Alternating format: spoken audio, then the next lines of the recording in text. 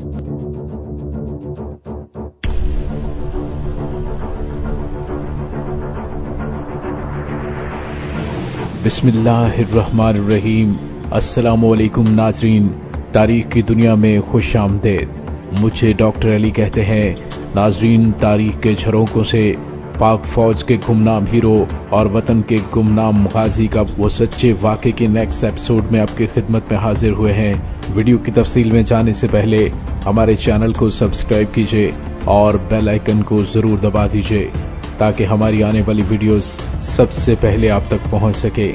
और comment section में पाक फौज जिंदाबाद का नारा कमेंट जरूर कीजिएगा। नाज़रीन, आइए ये कहानी गुमनाम सिपाही की जुबानी सुनते हैं। नाज़रीन, मैं अपनी पिछली वीडियो में बता चुका हूँ कि मैं इंतहाई अहम इंफॉर्मेशन लेने के लिए भारतीय फौज के डिविजनल हेडक्वार्टर में नकब लगाने के लिए कैसे दाखिल हुआ। चाय का ताजर बनकर मैं वहाँ पर कैंटीन में मौजूद था और भारतीय सिपाहियों के साथ बंगाल की चाय और फिर साबिका मुशरिकी पाकिस्तान से चाय भारत में स्मगल होने की तरफ गुफ्तगू को इंतहाई होशियारी से फेर रहा था। नाज़रीन, मैंने उन्हें कहा कि मेरी समझ में ये नहीं आया कि हमारी फौज ने पाकिस्तानी फौज से ढाका में हथियार क्यों डलवाए। अगर वो पूरे मशरकी पाकिस्तान पर कब्जा कर लेते तो अखंड भारत का आधा ख्वाब सच हो जाता और हमारे देश की सरहद में वुसअत आ जाती। आप 90,000 पाकिस्तानी फौजियों को कैदी बना कर लाए। नामालूम पाकिस्तान उन्हें वापस लेगा या नहीं। अब तो वो आप पर महज खुराक का बोझ बनकर रह गए हैं। नाज़रीन, वो हंसने लगे और उनमें से जो समझदार दिखाई देता था वो बोला, साहब, हम नुकसान में हरगिज़ नहीं बल्कि बहुत फायदे में हैं। 90,000 पाकिस्तानी फौजी हमारी कैद में है और इस शिकस्त से बाकी मांदा मगरबी पाकिस्तान की कमर टूट चुकी है और हम आपको बहुत जल्द दिखा देंगे कि वो पाकिस्तान भी हमारे कब्जे में आ जाएगा। मैं अजनाले का रहने वाला हूँ। फौज में 9 साल से टैंक रेजिमेंट में हूँ। हम शरणार्थी हैं और पेशावर के रहने वाले हैं। मेरे सुर्गबाशी पिता भी फौजी थे जो 1965 की जंग में अमर हो गए। वो कहा करते थे कि पूर्वी यानी मशरकी पाकिस्तान के मुकाबले में पश्चिमी यानी मगरबी पाकिस्तान को फतह करना आसान है। इसलिए पश्चिमी पाकिस्तान के मगरब में अफगानिस्तान हमारा दोस्त है। आधे से ज्यादा कश्मीर पर हमारा कब्जा है जहां हम बुलंदी पर हैं। हमने इसी मकसद के हुसूल के लिए 1965 में पश्चिमी पाकिस्तान यानी मगरबी पाकिस्तान में जंग लड़ी थी कि अफगानिस्तान अटक तक आगे बढ़कर कब्जा कर ले और अपने बॉर्डर से आगे बढ़कर हम गुजरांवाला का इलाका फतह कर लें। उधर कश्मीर से हमारी फौजें गुजरात, मीरपुर और मरी के रास्ते आगे बढ़कर सारे पाकिस्तान का तिया पांचा कर देंगी। पाकिस्तान की फौजें बैक वक्त 3 महाजों पर लड़ने के काबिल नहीं हैं और इसके मुकाबले में पूर्वी पाकिस्तान में दरियाओं की बहुतात और दलदली इलाकों की वजह से लड़ना और फतह करना ज्यादा मुश्किल है।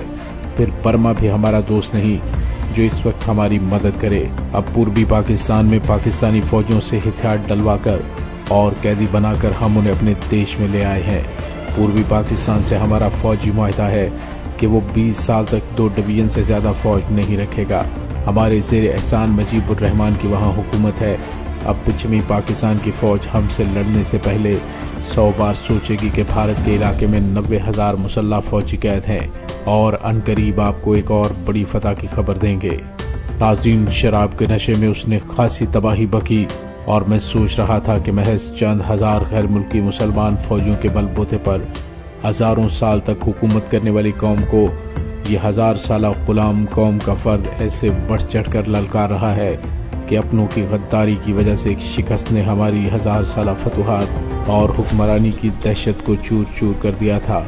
जोश से मेरा खून उबलने लगा था कि बोतल को तोड़कर उसके टुकड़े टुकड़े करके उसे जहन्नुम वासिल कर दूं। लेकिन मसलहत और हुसूल मकसद की वजह से मैं न सिर्फ खामोश बैठा रहा बल्कि उन बढ़कों में साथ भी देता रहा। नाज़रीन, अब बात जंग की तरफ आ चुकी थी तो मैंने पूछा कि मशरकी पाकिस्तान जो तुम्हारे सूरगबाशी पिता के कहने के मुताबिक फतह करना मुश्किल था तो तुमने इतनी आसानी से उसे क्यों कर फतह कर लिया। तो उसने कहा, जिस मुल्क का सदर शराबी, कबाबी और जानी हो, जंगी इलाके का कोर कमांडर बजाय जंगी चालें सोचने के रुकैया हॉस्टल ढाका में रिहाइश पजीर लड़कियों को जबरन उठवाता हो और जिसकी वजह से 2 दर्जन से ज्यादा लड़कियों ने 2 मंजिला छत से कूदकर इज्तिमाई खुदकुशी की हो, जिस मुल्क में जमहूरियत नाम की कोई चीज ना हो, उसे शिकस्त नहीं होगी तो और क्या होगा। नाज़रीन, वो फौजी, पढ़ा लिखा और जंगी मालूमात पर खासी दस्तरस रखता था। मैंने उसकी गुफ्तगू की बड़ी तारीफ की। नशे में होने की वजह से वो एक सिविलियन से अपनी तारीफ सुनकर खुशी से फूल गया और कहने लगा कि हमारी सरकार गैर मुल्कियों से जो असलहा लेती है वो खासी छान फटक कर और अपने अव्वलीन मकसद यानी अखंड भारत के हुसूल के लिए कारामद जान कर लेती है। रूस हमारा सच्चा दोस्त है। जंग से ऐन कबल उसने हमारे साथ दिफाई मुआहदा किया। यूएनओ में कश्मीर के मसले को हमेशा वीटो किया। 1962 में चीन के साथ हमारी जंग महज हमारी एक चाल थी कि अमरीकी असलहा मुफ्त मिल सके। रूस से दोस्ती के बावजूद हमने सिर्फ एक मुल्क से अपने हथियारों के हुसूल की वाबस्तगी नहीं रखी। हमने बरतानिया, फ्रांस, पोलैंड और यूगोस्लाविया से भी हथियार लिए हैं।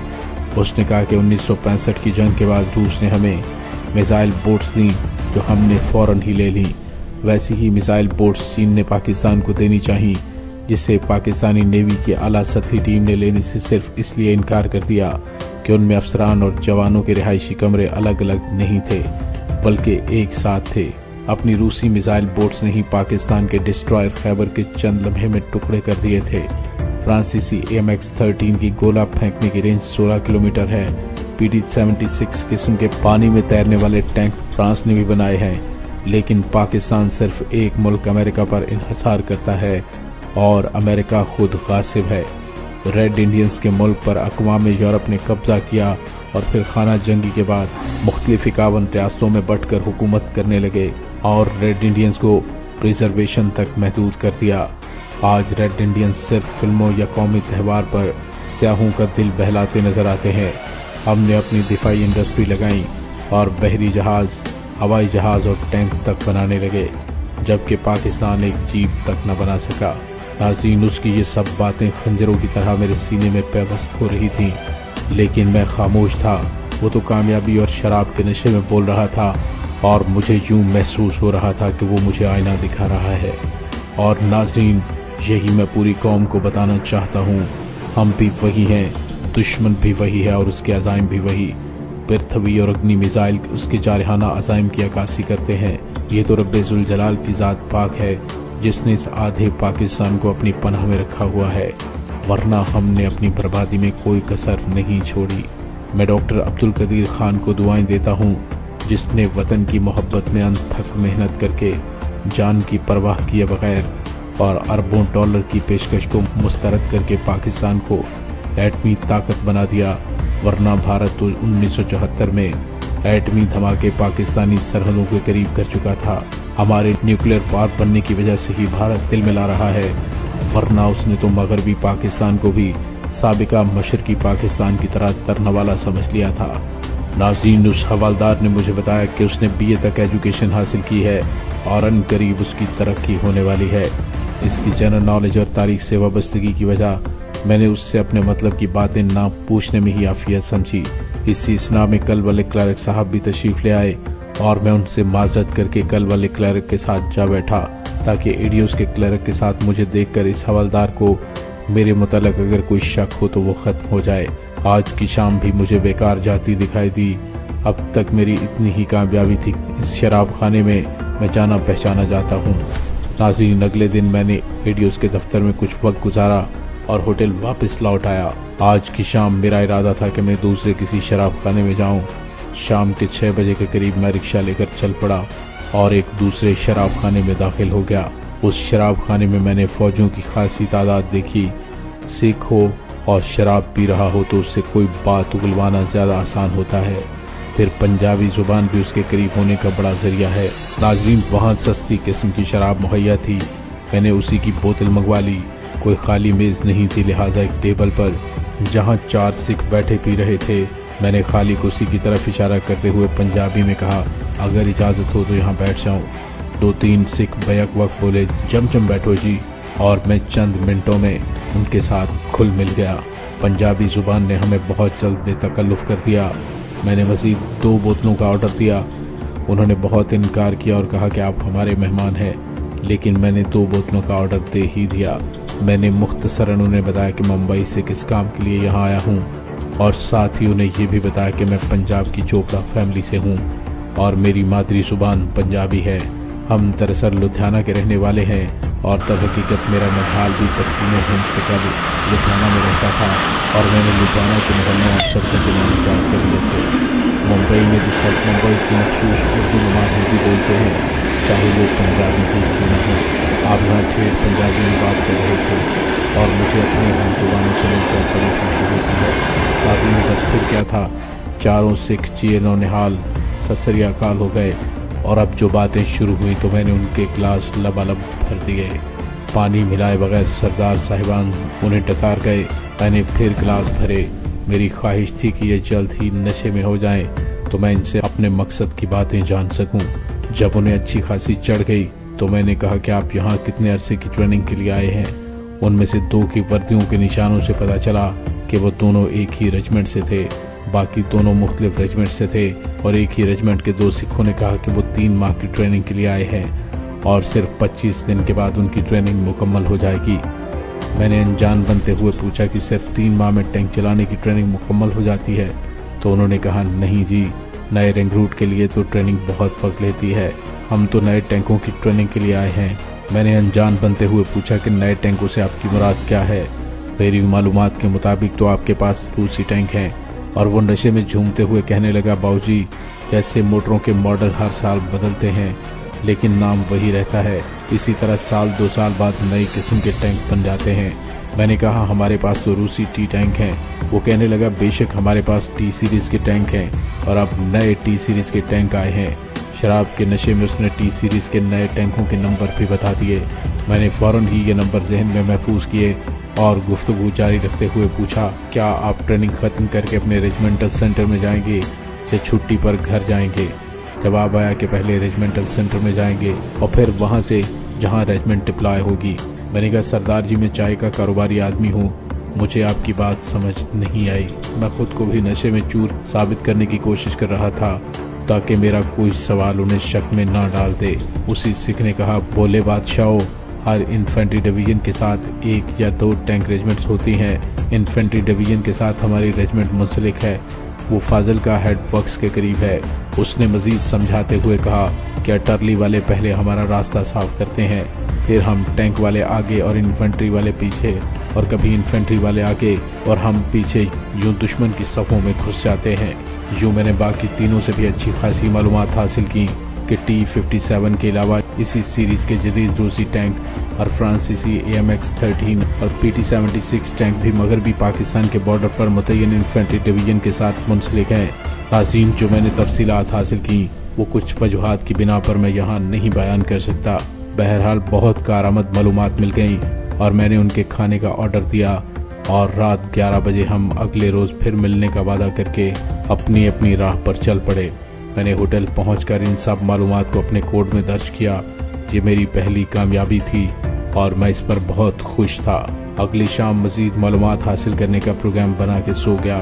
मैं चाहता था कि अपनी पहली मुफस्सल रिपोर्ट ऐसी भेजूं, सीनियर खुशी से उछल पड़ें। अगली सुबह जब मैंने गुज़िश्ता रात की मालूमात का दोबारा जायजा लिया तो मुझे ये महसूस हुआ कि ये कामयाबी बहुत मामूली थी। मैं अब तक सिर्फ 3 टैंक रेजिमेंट्स के मुतालिक जान सका था।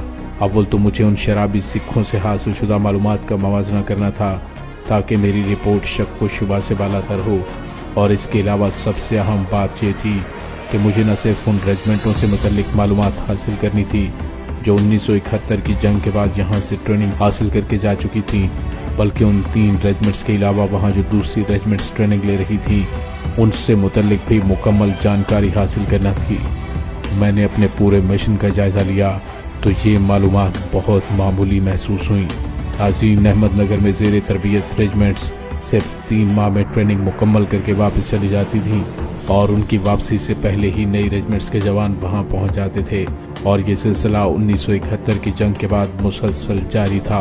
इस सिलसिले की कड़ियां शुरू से मिलाकर एक मुफस्सल रिपोर्ट तैयार करना थी। ब्रिगेड हेडक्वार्टर जो उस ट्रेनिंग का जिम्मेदार था, उसके दफ्तर या हेडक्वार्टर्स में यकीनन कोई ऐसी फाइल होनी चाहिए थी जिससे मुझे तमाम मालूमात हासिल हो सकती थी। अहमदनगर एक तरह से ट्रांजिट कैंप की तरह था और वहां आने वालों की फाइल या मालूमात मुझे अव्वल तो दोनों हेडक्वार्टर्स के दफातर से, दूसरा कैंप कमांडेंट के दफ्तर से और तीसरा लंगर से मिलने की उम्मीद थी। नाजरीन, मैंने इन तीनों जराए में से कैंप कमांडेंट के दफ्तर का इंतखाब किया کیونکہ ڈویژن اور بریگیڈ ہیڈ کوارٹر میں 20 دیگر کام ہوتے ہیں، جبکہ کیمپ کمانڈنٹ صرف وہاں آنے والوں کی رہائش، آمد، واپسی اور خوراک کا ذمہ دار ہوتا ہے۔ میرے تجزیے کے مطابق مجھے اس دفتر سے معلومات بھری ایک فائل ملنے کی امید تھی۔ ناظرین، نیکسٹ ایپیسوڈ میں آپ کو بتاؤں گا کہ کیمپ کمانڈنٹ کے دفتر میں میں نے کیسے رسائی حاصل کی اور انتہائی خفیہ فائلیں کیسے حاصل کی۔ تب تک کے لیے پاک فوج زندہ باد، پاکستان زندہ باد۔